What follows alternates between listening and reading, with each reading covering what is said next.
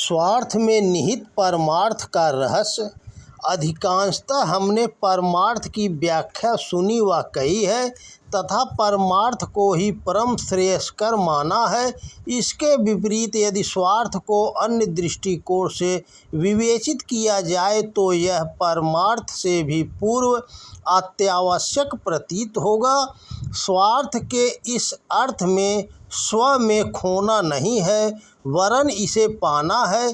स्वार्थी के सामान्य अर्थ में हम स्वयं के ही मतलब साधने में विलीन हो जाते हैं तथा इसकी संकीर्णता में सिमट कर रह जाते हैं। व्यापक दृष्टि से, दार्शनिक दृष्टि से स्वार्थ का अर्थ स्व के अर्थ को खोजना है, स्वयं के भीतर स्थित चेतना का परिचय पाना है तथा अपने वास्तविक स्वरूप की दिव्यता को अनुभव करना है। संसार में जितने भी महापुरुष हुए हैं उन्होंने सर्वप्रथम स्वयं के अर्थ को, अपने स्वरूप को समझा, तत्पश्चात ही उन्होंने परमार्थ की ओर पग बढ़ाए। इसे इस उलट बांसी के रूप में भी समझा जा सकता है कि सामान्यतः दान देने की महिमा गाई जाती है किंतु व्यक्ति दे तभी पाएगा जब पहले वह संचय करेगा या उसके पास देने के लिए कुछ होगा। भूमि में बीज बोना पहली सीढ़ी समझी जाती है किंतु बोया तभी जाएगा जब काटी हुई फसल के बीज अपने पास हो। पहले काटना फिर बोना दिवस का प्रारंभ प्रातः जल्दी जागरण के साथ श्रेष्ठ प्रतीत होता है किंतु प्रारंभ तो वास्तव में समुचित समय पर शयन से संचालित है। अतः देने से पूर्व पाने की प्रक्रिया है।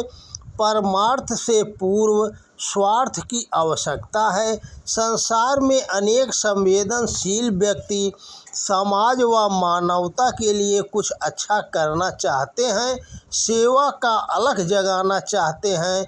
उनके लिए इसकी पूर्व तैयारी आवश्यक है। इस संदर्भ में श्री रामकृष्ण परमहंस व स्वामी विवेकानंद का एक संवाद भी प्रचलित है। स्वामी विवेकानंद ध्यान में लीन रहा करते थे।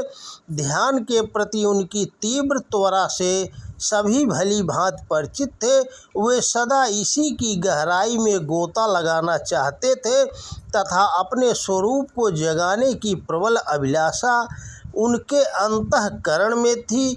उन्हें न नाम की आकांक्षा थी और न यश की लिप्सा।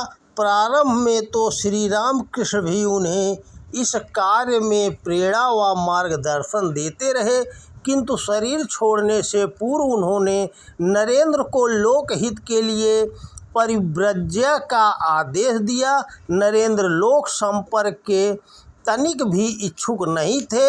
एक ओर चिर ठहराव का अभ्यास व प्रतीक्षा एवं दूसरी ओर चिर गतिशील होने की गुरु आज्ञा ठाकुर के बल देने पर उन्होंने पूछा, यदि जनसंपर्क ही करवाना था तो आत्म संपर्क का स्वाद क्यों चखाया। इस पर ठाकुर बोले, बिना आत्म कल्याण के लोक कल्याण नहीं हो सकता। जो ऐसा करते हैं उनके भीतर मैं अथवा कर्तापन का अहम आ जाता है और यही अहम उन्हें अपने सत्य मार्ग से विचलित कर देता है। अतः आत्मा के स्वार्थ को साधने से पूर्व कोई भी व्यक्ति सच्चे अर्थों में परोपकारी नहीं हो सकता।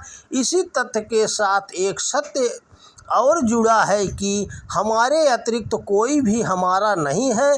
जैसे ही हम सोचने लगते हैं मेरा परिवार, मेरा धर्म, मेरी जाति, मेरा देश, वैसे ही हम बंध जाते हैं, संकुचित हो जाते हैं। हमारी संस्कृत अहंवत सर्वभूतेषु की नहीं, आत्मवत सर्वभूतेषु की संदेशवाहक है। मैं परिवार के लिए कर रहा हूँ, मेरी जाति, धर्म या देश के लिए कर रहा हूँ, ये सब उसी अहम की प्रतिक्रियाएं हैं। परिवार के लिए पड़ोसी से झगड़ा, एक धर्म या जात के नाम पर दूसरे धर्म जात से वैमनस्य की जड़ में आत्मा से अन्य को अबद्ध करना या पर को स्व से अलग मानना है।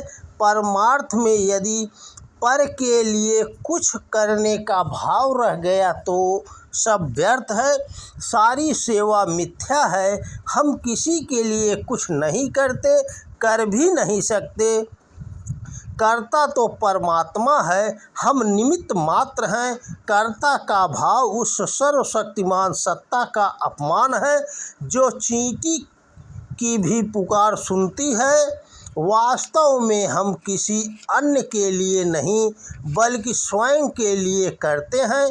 किसी दुखी को हंसाने पर हमारे चेहरे पर भी मुस्कान होती है, भूखे को भोजन देने पर तृष्टि का एहसास हमें भी होता है।